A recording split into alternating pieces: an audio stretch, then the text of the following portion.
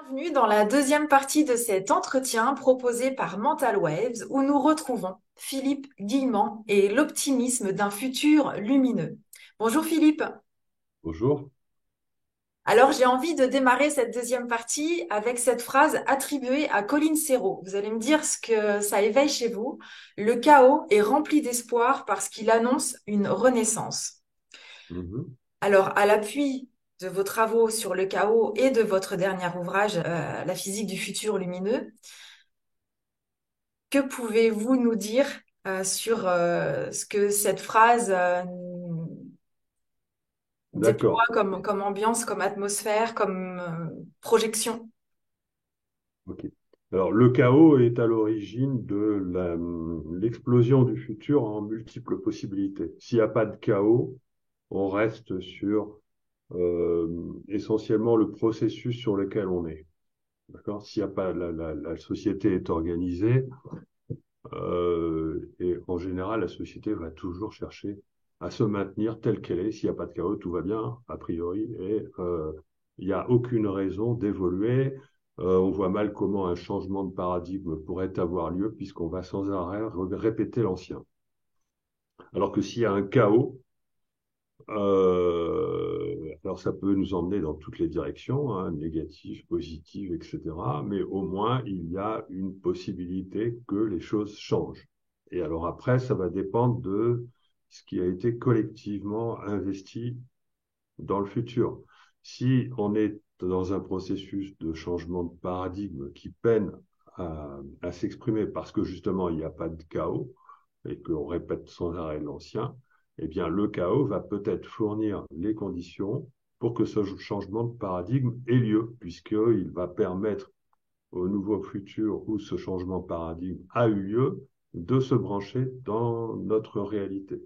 Donc c'est pour ça que dans les périodes de très grands changements, de changement de paradigme, un changement de paradigme réussi passe forcément par une phase de transition, qui est une phase de chaos, et qui est, on peut dire, la traversée du désert, comme dirait Annick de Souzenel, ou la plongée dans l'abîme, la traversée d'un abîme, comme diraient les dialogues avec l'ange. Et donc, il s'agit de descendre avant de remonter. Et aujourd'hui, dans la société, on est dans cette phase. On est dans la phase de décadence, on est dans la phase d'effondrement de l'Occident, de la pensée, puisque c'est l'Occident qui a mené le monde jusqu'à aujourd'hui. C'est en train de changer et ça vient du fait qu'il y a un grand changement de paradigme, puisque le fait que le chaos s'installe et qu'on soit en période d'effondrement, ça veut dire que la société était fondée sur des principes erronés. Donc ça ne pouvait pas durer. Ça ne pouvait qu'engendrer tout ce qu'on observe, toutes ces corruptions, etc., etc. Et le chaos vient mettre fin à cela pour aller vers le nouveau. Mais alors là, il est difficile de prévoir dans quelle direction. C'est-à-dire que toutes les directions sont possibles, mais si on a investi son futur avec la foi dans le fait que le renouveau arrive, il a toutes les chances d'arriver. Il faut juste pas sombrer dans la peur. Alors justement, j'avais envie de vous demander, à travers votre dernier ouvrage, est-ce que vous nous faites contribuer consciemment à la création du futur lumineux, en nous emmenant dans les dialogues des personnages, ainsi jusqu'en 2044? Euh, Hmm. Est-ce que les consciences qui ont lu et celles qui vont lire cet ouvrage participent par le biais de la projection à la création de ce futur? Oui, oui, oui, oui, oui. C'est pour ça que c'est dans cette intention-là que je l'ai fait, parce que en fait, ce qui s'est passé pendant la crise Covid et toute sa suite actuelle, hein, c'est les gens, et par l'intermédiaire, les médias sont instrumentalisés pour faire peur. Les médias sont instrumentalisés pour paniquer les gens, pour etc., pour leur faire croire à une sorte de fin du monde. Je ne sais, bon. Et donc ça, effectivement, si on tombe dans cette peur, si on pense qu'il se passe véritablement des choses terribles en ce moment dans le monde, en oubliant qu'il se passe aussi des choses fantastiques. En fait, il y a les deux, hein. Moi, je ne nie pas des choses effrayantes qui arrivent, mais il faut jamais oublier qu'il y a les deux. Il y a aussi les germes d'un nouveau monde qui sont là aussi. Et donc, c'est surtout ça que je veux faire sentir, parce que si on se laisse impressionner par tout ce qui... Et on finit par désespérer, rentrer dans la peur, et là, on est un partisan, c'est comme si on était un partisan du futur transhumaniste. C'est parce qu'on va laisser tomber. En luttant, on va se faire avoir, parce que la lutte n'est pas une solution. Il n'y a pas à lutter en période d'effondrement, il suffit juste d'assister au spectacle, hein. Donc, il n'y a pas à lutter aujourd'hui contre ce qui arrive dans le monde parce que ça nous dépasse. C'est une société qui est en train de s'effondrer, l'Occident. Et il ne faut pas avoir peur de ce processus, ni rentrer dans le désespoir. Au contraire, il faut y voir quelque chose de merveilleux. Je suis désolé, mais il faut y voir quelque chose de fantastique. Bon, alors évidemment, si on est pris dans le système, ça va être difficile, hein. Bon, mais il vaut mieux essayer de se mettre le plus à l'écart possible du conditionnement qui fait qu'on serait pris dans le système. Et là, on peut essayer de réfléchir à la nouvelle vie qu'on va avoir, qu'on se propose d'avoir dans le futur pour soi-même, très égoïstement, en même temps que se rassurer par rapport au fait qu'on voit tous les signes, tous ces signes fantastiques de germes du nouveau monde qui sont déjà présents, quoi. Donc, et s'émerveiller de cela et comprendre que il y a quand même une évolution positive dans les dernières décennies de la science et de toutes sortes de choses. Il y a un éveil à la spiritualité, il y a une quantité considérable, une augmentation considérable du nombre de soignants dont on va avoir besoin dans l'avenir, parce que à l'issue de ce chaos, il y a tellement de gens qui seront tombés malades, qui auront été traumatisés, qu'il va falloir les soigner, hein. Donc l'augmentation considérable du nombre de soignants est justement un indice d'un nouveau monde qui est en train de se mettre en place, hein. Et il y a toutes sortes d'indices. Il y a aussi le développement de tout ce qui est les révélations concernant le potentiel de la conscience, les révélations concernant notre mise en lien, hein, cosmique, les révélations de tous ordres qui nous montrent qu'on a un destin qui est beaucoup plus, qui est extraordinaire. Et voilà, et tout ça. Et donc, moi, c'est ce que j'ai voulu faire percevoir dans ce livre, de manière à ce que le lecteur en sorte vraiment confiant, que le lecteur puisse développer cette foi dans un nouveau monde radieux. Alors bien sûr, c'est un petit peu difficile de préciser quand est-ce qu'il va se mettre en place. C'est pour ça que moi j'ai essayé de dater, pas le mettre trop près pour que ce soit réaliste. Et l'estimation que j'ai donnée là me paraît bonne. C'est-à-dire, faut pas se leurrer, c'est pas en 2025, 2026 qu'on va remonter. Oui, on va commencer à remonter, mais on sera encore dans les conséquences terribles. Mais par contre, à partir des années 2030, au lieu d'être allé dans le transhumanisme, puisque les transhumanistes se donnent l'horizon 2030, eh bien, on sera complètement parti vers autre chose et on aura une nouvelle science à l'horizon 2036, 2040, 2044, qui aura compris le véritable fonctionnement de la réalité et on sera parti sur la revalorisation de l'humain, de potentiel extraordinaire de la conscience, etc. Voilà. Ça fait vraiment du bien de, voilà, de se baigner dans cette atmosphère du futur lumineux, de la physique qui soutient l'ensemble. Euh, voilà, parce que effectivement, pour les plus pessimistes d'entre nous, d'avoir cette vision-là, cette projection-là, eh ben, éveille, allume, voilà,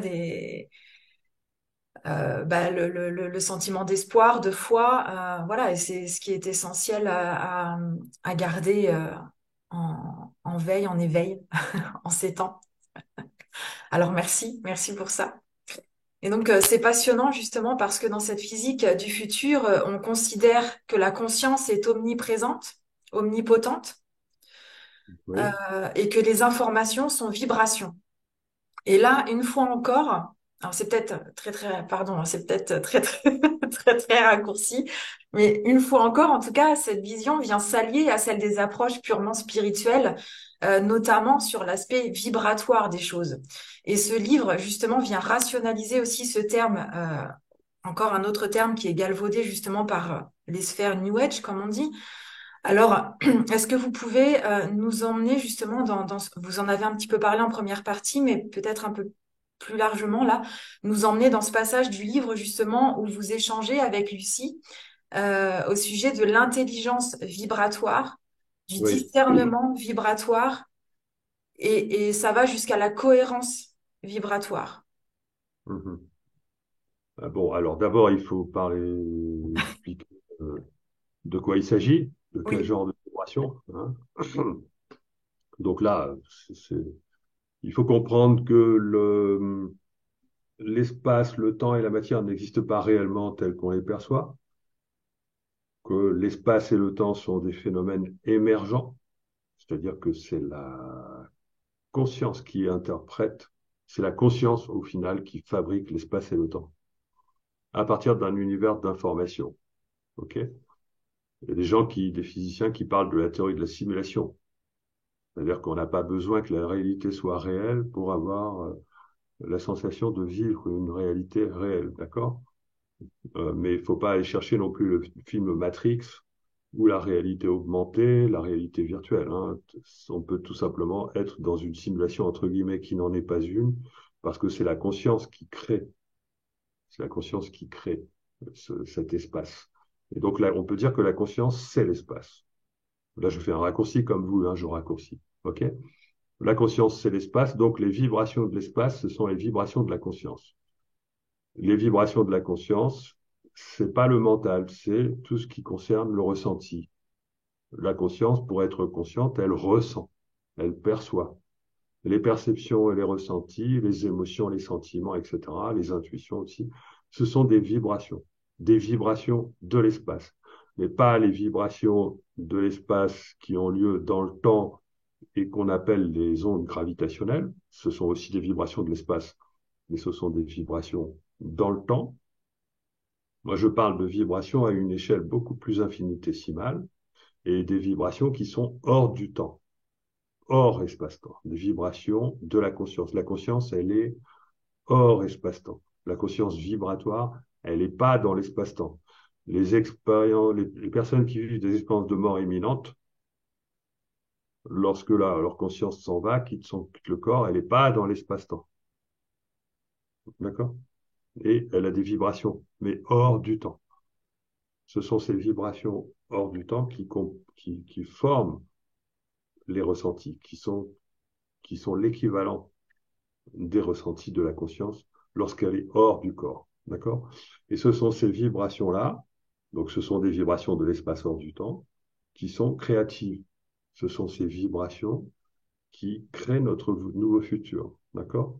Ce sont ces vibrations de la conscience qui permettent à la conscience de voyager ou alors de faire venir vers soi des informations qui sont toujours donc des informations vibratoires et qui sont des informations qui nous mettent en lien à travers l'espace et à travers le temps, qui nous mettent en lien à travers l'espace avec, comme la vision à distance ou la télépathie d'autres personnes, ou qui nous mettent en lien à travers le temps avec notre futur. C'est comme ça qu'on investit notre futur, d'accord, de manière à le potentialiser, de manière à ce qu'il se branche dans notre réalité.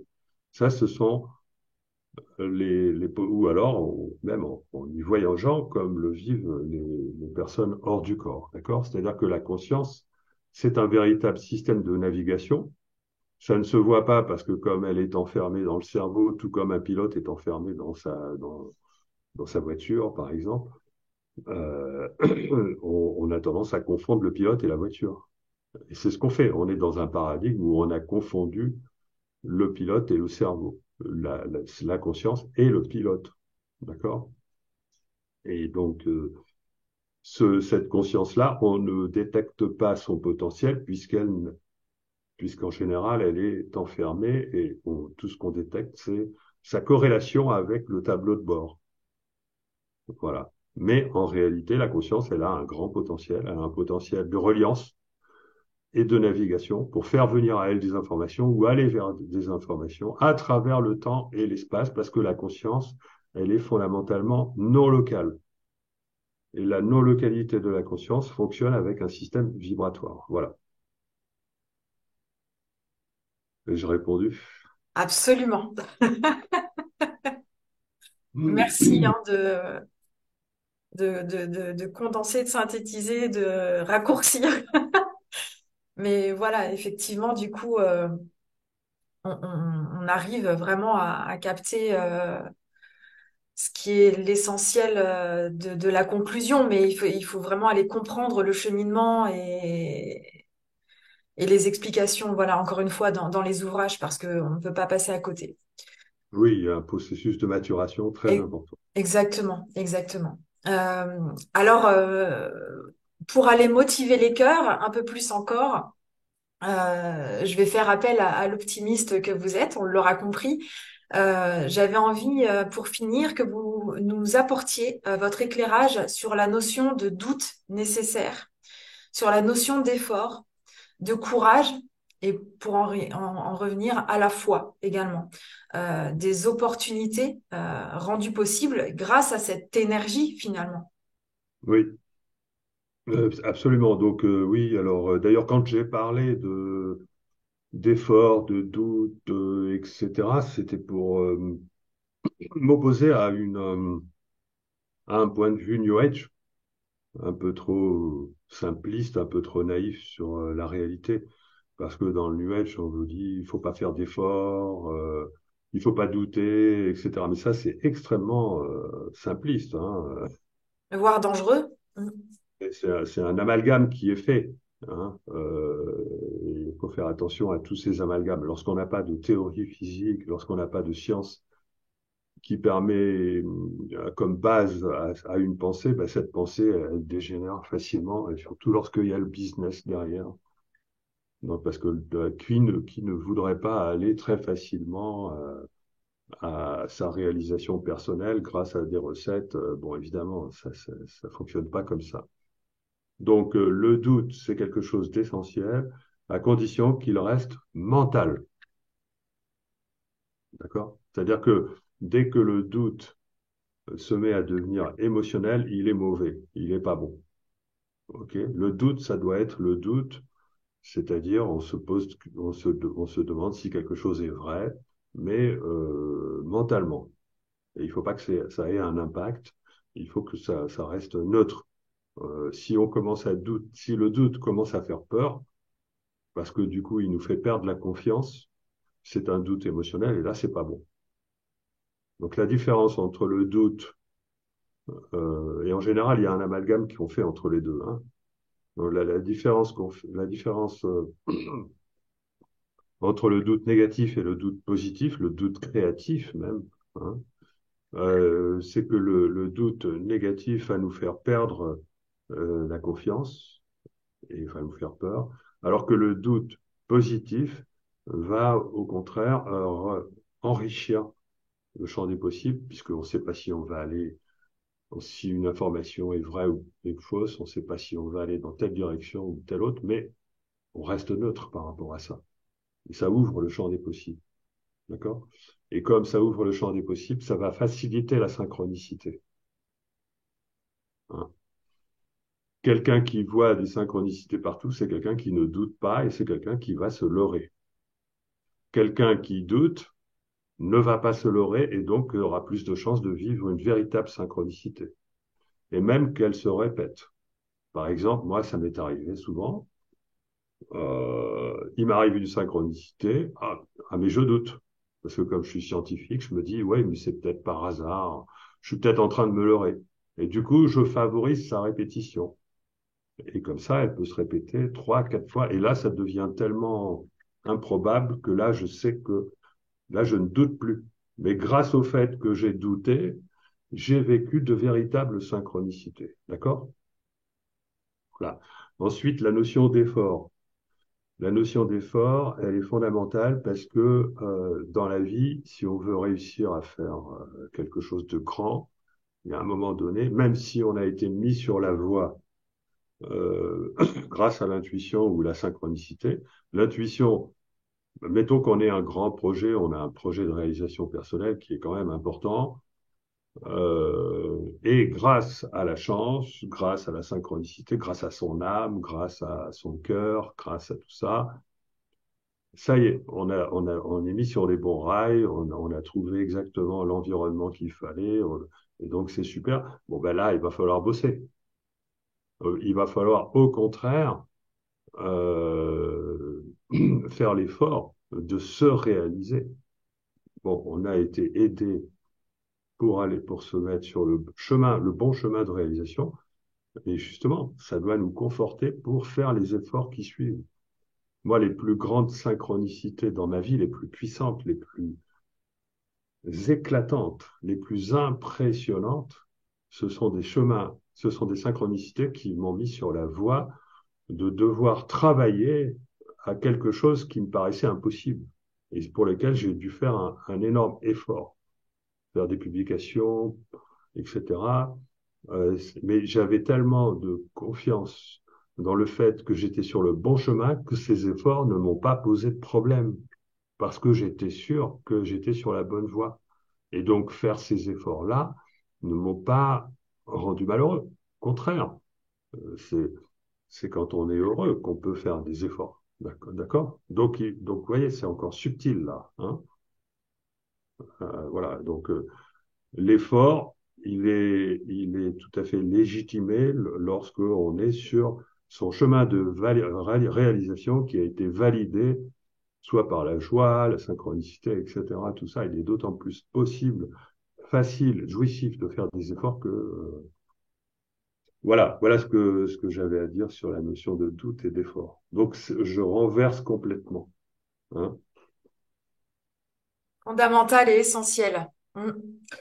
Euh, merci Philippe. Avant de vous inviter à clôturer cet entretien avec ce que vous pourriez avoir envie de nous partager qui n'aurait pas été évoqué durant cet échange, je tiens à vous remercier infiniment, Philippe, voilà, pour le temps chrono s'accorder et pour avoir accepté de condenser voilà, toute l'étendue. Voilà, il y a encore tellement de sujets à déployer et tellement voilà, d'axes à aller explorer pour saisir justement cette physique qui soutient dans le chemin quotidien. Voilà, quand on est sur cette démarche de cheminement spirituel, on va dire. Euh, donc, merci infiniment. Je rappelle évidemment, voilà, le dernier ouvrage, La physique du futur lumineux, à vous procurer et qu'on peut évidemment vous retrouver dans d'autres témoignages, dans vos conférences, pour voilà, aller se nourrir davantage de vos travaux et de vos transmissions. Je salue nos auditeurs. Merci à chacun. Philippe, je vous laisse la parole. Merci beaucoup. Ah, le mot de la fin. Ah oui. Ben, en fait, le mot de la fin, c'est qu'on peut expérimenter tout ça. On peut expérimenter tout ça en apprenant à faire une demande. D'accord? Et moi, les demandes qui ont Alors, ça peut se faire de différentes. Je conseille la lecture du livre Dialogue avec l'ange, qui va permettre de se mettre un peu dans la dynamique qu'il faut pour ça. Euh, Et si on veut effectivement aller à la rencontre de son âme ou de ses opportunités de changement qui sont liées aux synchronicités, etc., on peut faire le bilan de sa vie, un bilan positif toujours, hein.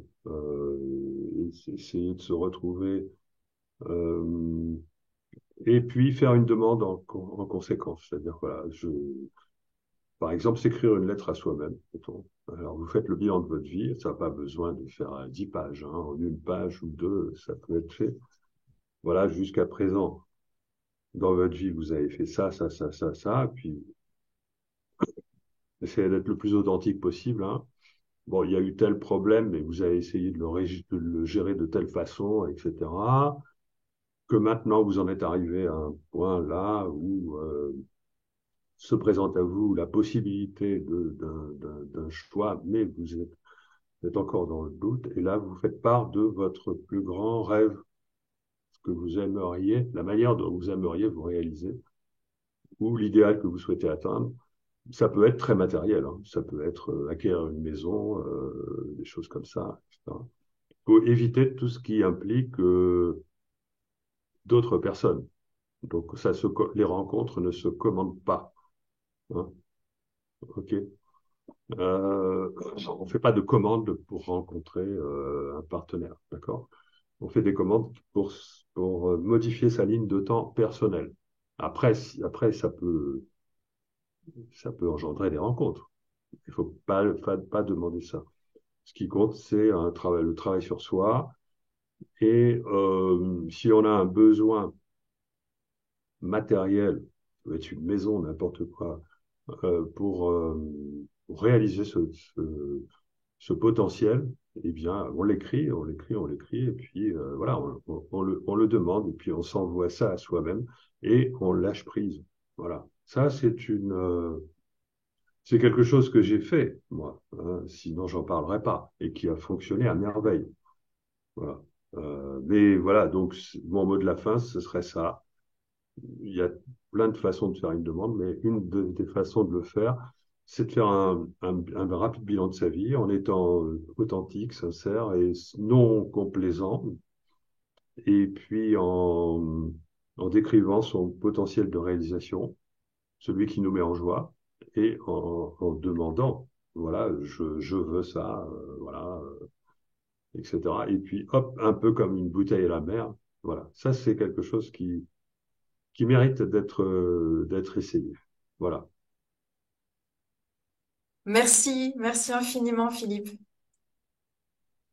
Merci à vous.